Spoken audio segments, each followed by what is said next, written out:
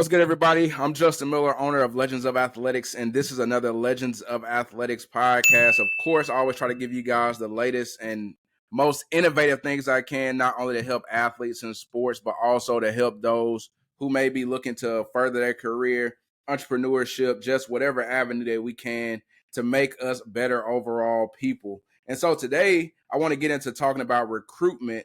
And so I have with me Coach Alex Falk, or Coach Suge, as some may say, Yes, of the sir. University of Mississippi.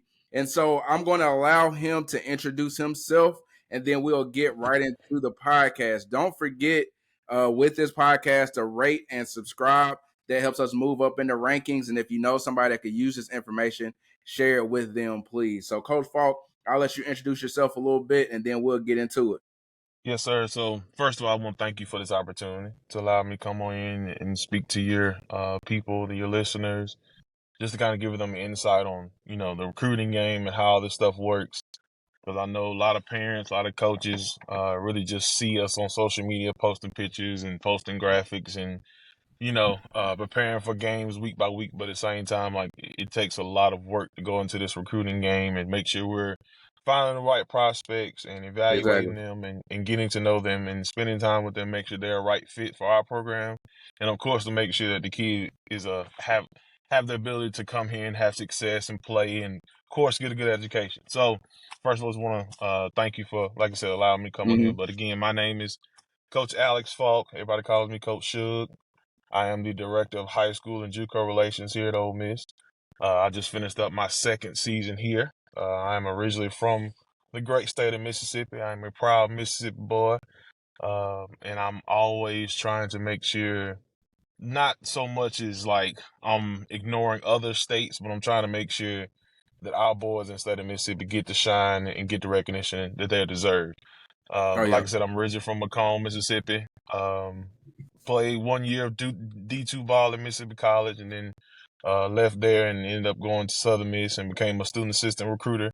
And it's kind of how I got started in this game. A lot of older guys that's been in the game for a long time took me under the wing, kind of showed me how to evaluate film, showing me just how to properly get a good evaluation on prospects to make sure they're a good fit for our program.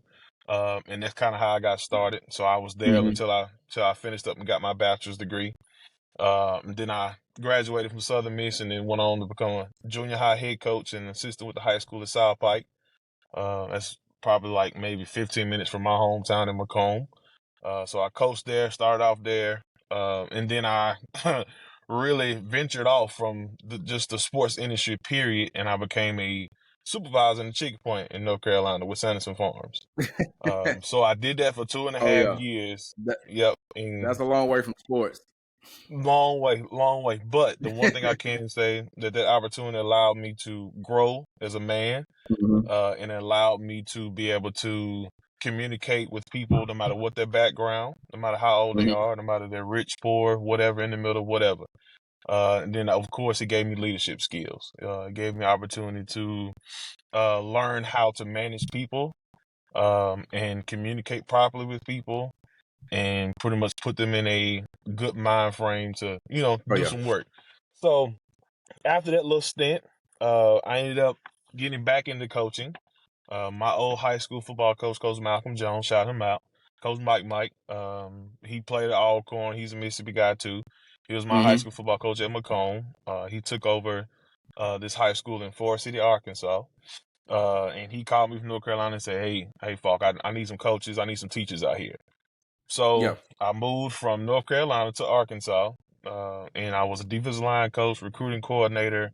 I taught biology and chemistry at this high school, and then I did shot put and discus. So my first year there, I signed 2 kids to scholarships, and my last year there, I signed 3 kids to scholarships.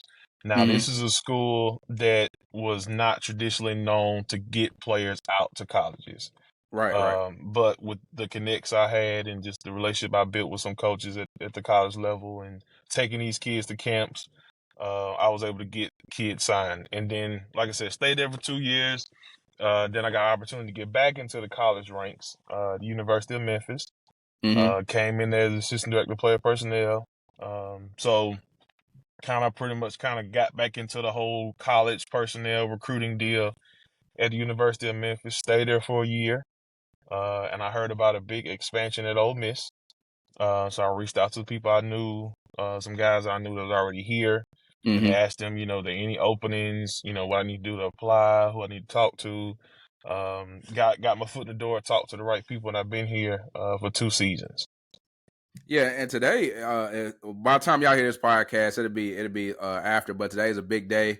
It's signing day, or for a lot of athletes. Mm-hmm. And it's more so.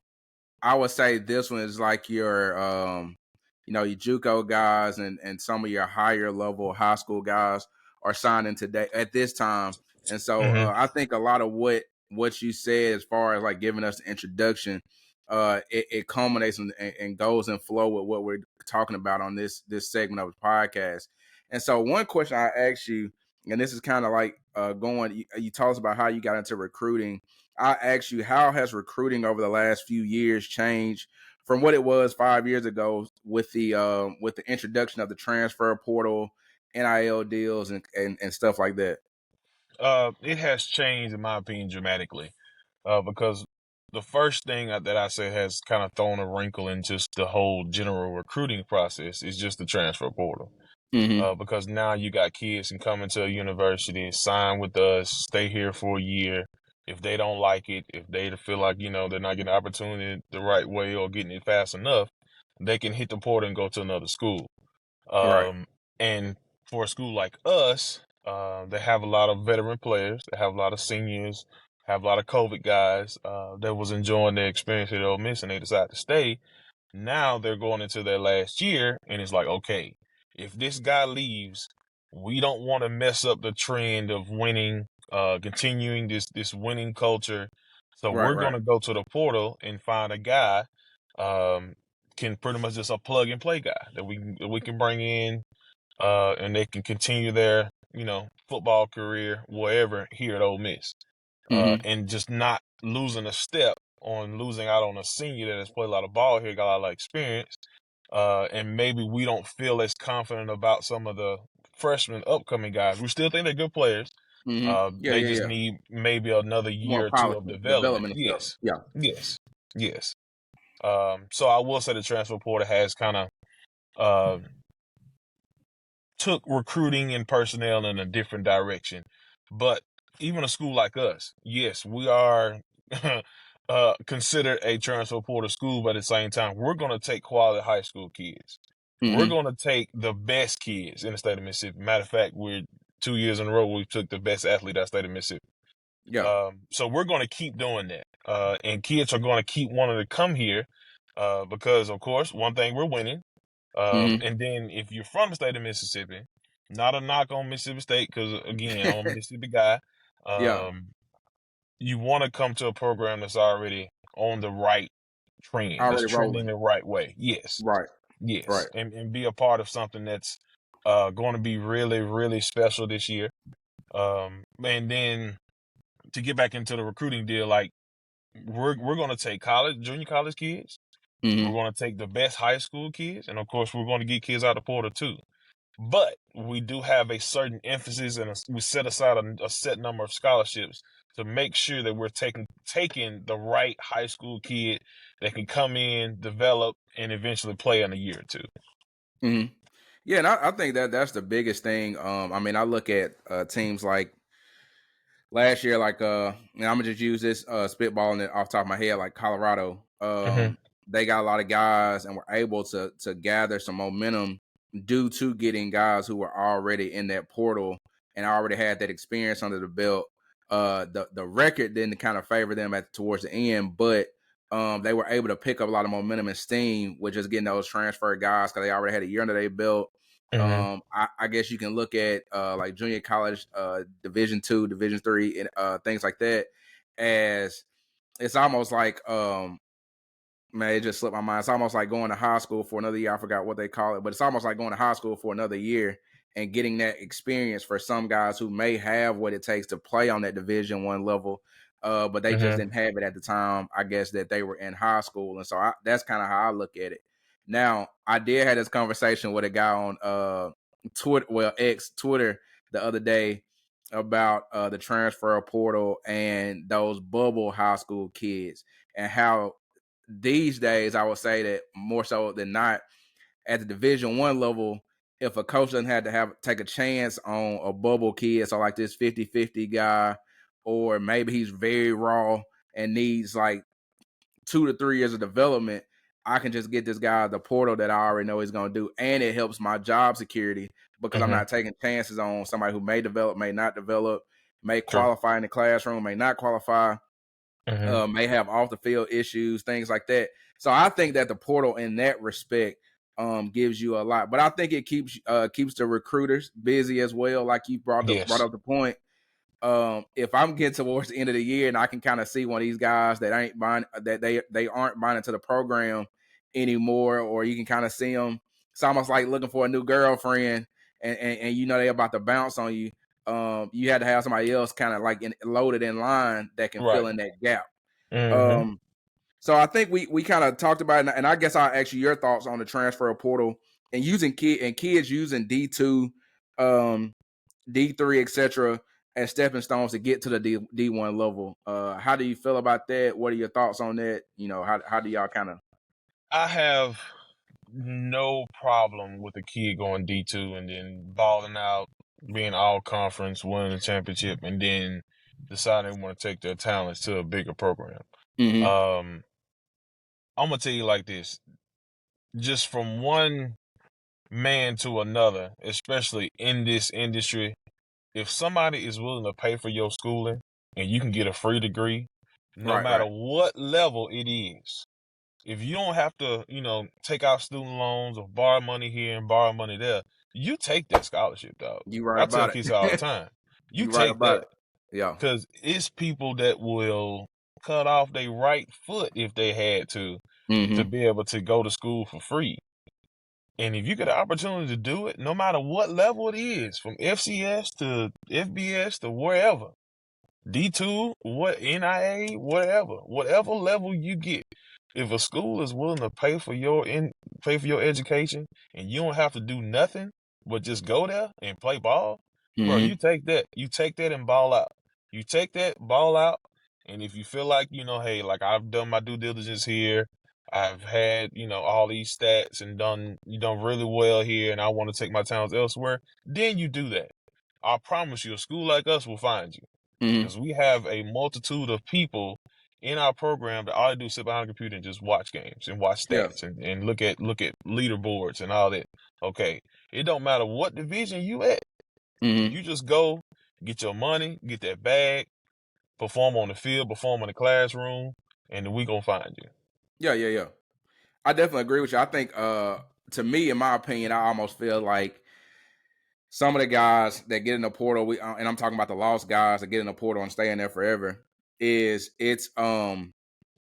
you kind of need somebody in your ear that's non-biased, like as a Mm-hmm. true I ain't gonna say like they do talent evaluation for a profession, but they Mm-hmm. can look at your talent and be realistic with you.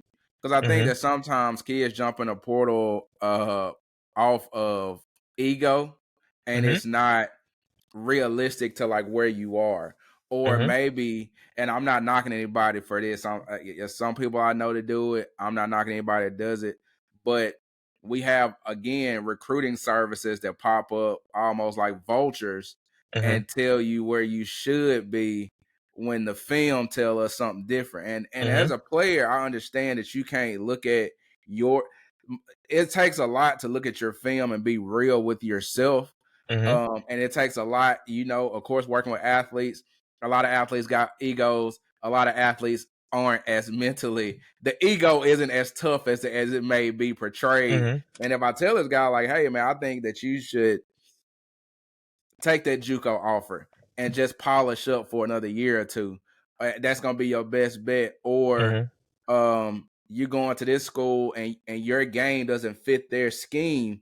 I think that kind of gets in the way too, and creates a little muddiness for the athlete to really see clearly where they can go. I know everybody wants to go to Ole Miss, State, Alabama, these SEC schools, Mm-hmm. but it's also I think it comes down to ultimately what do you want to do? What Right. is your ultimate vision? Because sometimes it is professionals.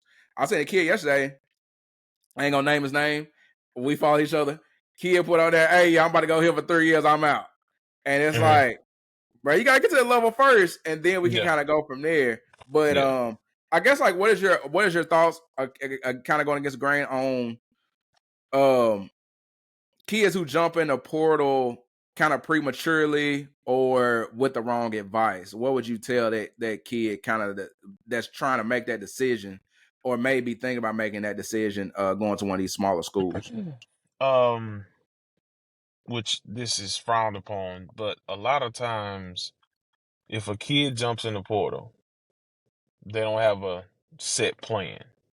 If you know I'm about to hit the portal, Mm-hmm. I would reach out to the programs who previously recruited you out of high school. You still know somebody on that staff. There's got to be a recruiter, coach, whoever that's still there. And you told this program no. Now you finna get in the portal. I would reach back out to that program and have a plan. Have some interest going into the portal before you even submit the paperwork. Yeah, That's the issue with a lot of kids. I've never thought Yes, about that, honestly. yes. You jump in the portal and don't have no plan. You don't have no interest. You just in the portal just because coach got in your butt one day, or you ain't getting the minutes reps you want to get. I'm gonna get in the portal. I'm gonna go somewhere else. You get your butt in that portal. You better be ready for what's in there. Yeah. You better have a plan. I all the kids that I've recruited at Ole Miss and the ones that say they get in the portal, I always tell them, if you get in the portal, reach out to the programs that recruited you out of high school to see if there's still interest there. That way, you know, okay, well, if I don't get the big offer, I can still go here and they're going Right, to take right. me. And I'm going to still be on scholarship. I'm going to still have a chance to play. Just have a plan. I'm with it. What would you say? What are your thoughts on 7-on-7? That's a big thing. It's blowing up nationwide. Has that boosted player development for y'all? Do y'all watch the 7-on-7 film? Does that Hmm. do any count as far as athletics, getting guys into y'all's program at the university? Well, Ole Miss. I would say yes. Yes, because again, that's another evaluation period. That's another chance for you to put your skills on film. And if you go there and if you utilize it the correct way and you got the people who have it organized and run these 7-on-7s the right way, it can Mm-hmm. certainly be in benefit of the player. But you also got, and again, I'm not trying to knock anybody's hustle. Whatever you do to, feed your family, you got to do it. Just treat these kids the right way. Don't be Mm-hmm. trying to use these kids to get you a job somewhere else or get some money out the parents and tell the parents that, I'm gonna get your kid a scholarship. In reality, we're still gonna call the high school coach first. Exactly. We're still gonna call the person who has the unlimited access to your son or whatever.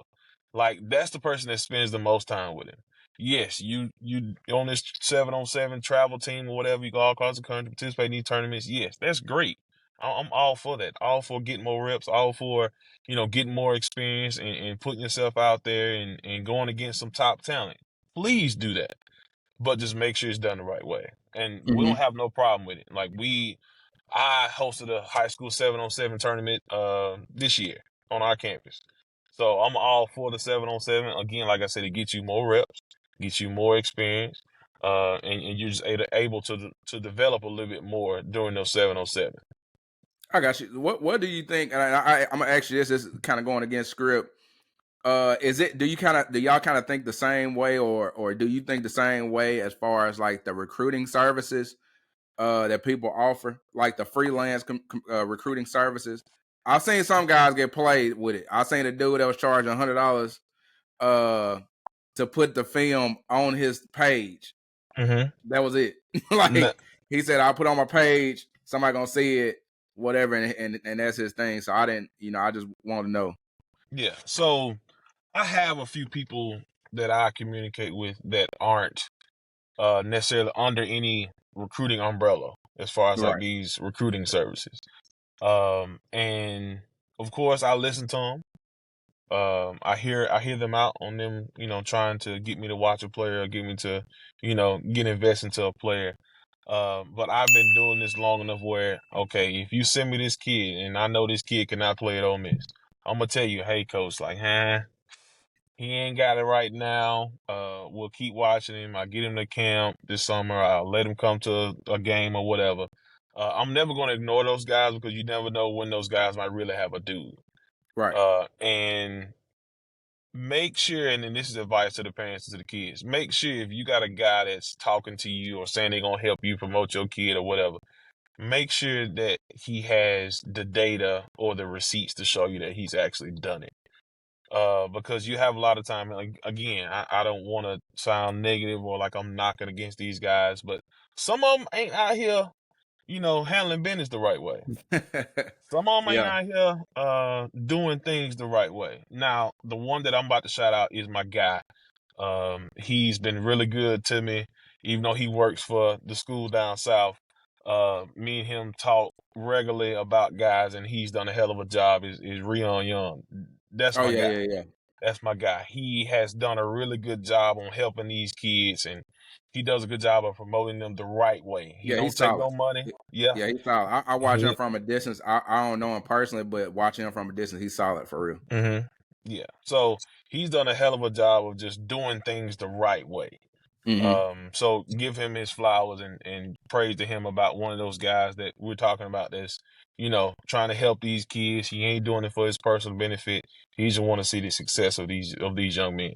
Yeah, I definitely agree. And like I said, man, even for me, I know in the training world, I've seen trainers who have made claims, and I'm like, I've been training for 9 years, and I ain't been talked. I've been very rarely ever talked to a coach Mm-hmm. as a trainer, as a sports Mm-hmm. performance coach, because, and that's the way I look at it. And I say this openly on here. I say it to parents, if you talk to me, is that what I see as a trainer? I'm looking at the kid in shirts and shorts. Mm-hmm. It's a lot of kids that are drill magnets. They can light drills up, do their thing, whatever. Um, but honestly, it comes down to the game. Their high school coach, head coach, position coach, even some cases strength coach, is going to have more access, more wherewithal as far as like tendencies and things like that than I will. And so I think that comes with it as well. And so, I know, even just to add to what you said, and you do this, to add to what you said, be very aware and vigilant of trainers who tell you that they can turn water into wine, basically. Mm-hmm. Because at the end of the day, product is on the field. What you show on the field, that's ultimately what gets you going. Right. And so I guess I'll ask you. I seen this other day, so this was a question I threw in there because I just want to see. I seen Okay. the caption, the hashtag not committed, but taking a picture in the uniforms. First of all, before you give me that opinion, I'm glad that the NCAA has added a rule in about the uniform thing. Mm-hmm. So there's a lot of kids out here capping. That's what y'all say as kids. A lot of kids Mm-hmm. out here capping about where they going and who offering. But what's your opinion on the not committed hashtag? I know that ain't really nothing that's deep, but I kind of see it. I see it in a way, but you at a university, so I just want to know. Um, the not committed hashtag is something that we see on the often, especially like you said when these kids do these photo shoots and all that. Yeah, I see it from both sides. I see it as if from the kid side, okay, yeah, I took this visit, yeah, they showing me love, but I ain't committed to that school yet. So if there's any other school out there that's yeah, interested in me, yeah. come on. And that's all about, still promoting themselves and It's a still, brand. You're a yeah, brand. yeah, Yeah, you trying to see what's the best opportunity for you and shop yourself around, which that's all good now. Now from our side, the not committed post hashtag is more so like you just came to my campus to do a photo shoot. yeah, You just came here for the likes and the yeah. clicks. But again, the NCAA is handling that for us. So hmm Um, generally, what makes a good D1 recruit for in general? there's a multitude of things that goes into that. But I'll give you three characteristics that we look for. First, number one, athletic ability. That's number one. I would say next one would be just the ability to transition properly to this level. Can you come in and handle the meetings, handle getting your classwork done, handle workouts, and still do all that and still be able to perform on the field? And then number three, just having the maturity and having the ability to process and understand. Because sometimes when we take kids who aren't necessarily come from bigger established programs, there might be a lack of development, a lack of understanding just the general knowledge of football and different concepts and different schemes. Yeah. Because like you said, this is the SEC, and we play the Georgias, the Alabamas, the LSUs, and all them. Like, those are regular games for us. Right. So you got to be able to process and understand and perform and be smart enough to be able to pick up on your plays and do all this stuff while on top of being a student athlete. Exactly. So those three will be my main, like, characteristics we look for. Like, if a kid can't come in and understand our plays or be able to process and be able to pick up all that stuff that you might see in front of your face, then you might need to, go to a level where it's not as much on you. Exactly. Again, just making sure that you're doing right by the kids and you're putting them in the best situation to be successful. Yeah, I definitely agree. I think that I mean, that's just a big thing that I kind of look at it like mental toughness is one thing that you kind of made a point about. You're gonna get coached hard. I mean, that's just, let's be real. I mean, that's the SEC. If you in any Power 5 conference, you're gonna get coached hard because every week it's on the line. Like, you get direct feedback. Everybody wants to win. Winning has incentives. So it's definitely big pressure, a lot of pressure. And I do agree. That's kind of where I've looked at lower level, like in the high school levels rankings, and I wish there was a way to to help coaches, more coaches, to develop as far in the game, and knowing concepts and things like that. I seen somebody made a post in one of these groups I was in about Mississippi high school football being behind because it's still 2-3 yards of cloud of dust. That's it. And I get it from both sides. In high school, you want to win. If that's your winning formula, why would you go against it? You're not really doing it to get the kid, like, you doing it to get the kids recruited, but it's not necessarily, that's like your second tier. Winning is first tier. And so I definitely agree with that. And I think that a lot of kids, wherever you are, you're going to buy into that system because that's what you've been accustomed to, things like that. And so you just have to make sure that, I think that's where you can use a 7-on-7. You can use your off season, depending on who your trainer is, where you are, to develop more as far as hearing certain terminology, concepts, and things like that, and go from there. And we'll end with this, because I'm gonna keep your time. What advice would you give an athlete with D1 aspirations today, and any encouragement as well? Which this should go without being said. Handle your business in the classroom. Handle your business, regardless of what your athletic career could end up being. If you don't have a GPA to be able to get into our school, handle that business in the classroom. Okay? Get your diploma. Respect your guardians, parents, whoever's raising you. Okay? Do things right way outside of football. Okay? Because we're going to ask questions. We're going to call coaches. We're going to call principals, whoever we need to call to get viable information on you. Handle your business. You can be a 2,000-yard rusher on the football field, whatever. But if we call somebody and say, hey, well, he don't like going to class or he disruptive in class, then, okay, that's going to be a knock against you. Handle your business. Another thing, of course, handle your business on the field too. Okay? Don't be late for workouts. Give effort. Be a leader. If you ain't a vocal leader, lead by your actions. Right. And then if you have aspirations of playing at our level, visit the schools, come to camps. Okay, make sure your huddle, your highlights, whatever huddle service you use to get your highlights out there, make sure your film is updated. Make sure you are circling yourself and not, the ground behind you. Yeah. Okay. And then final thing, make sure you're doing the little things right. Right. Make sure you have manners. Make sure that you are handling your business as a young man. Mm-hmm. Don't just be out here just to be out here. Okay? Do things the right way. And then I think I already said this, but make sure you get to some camps.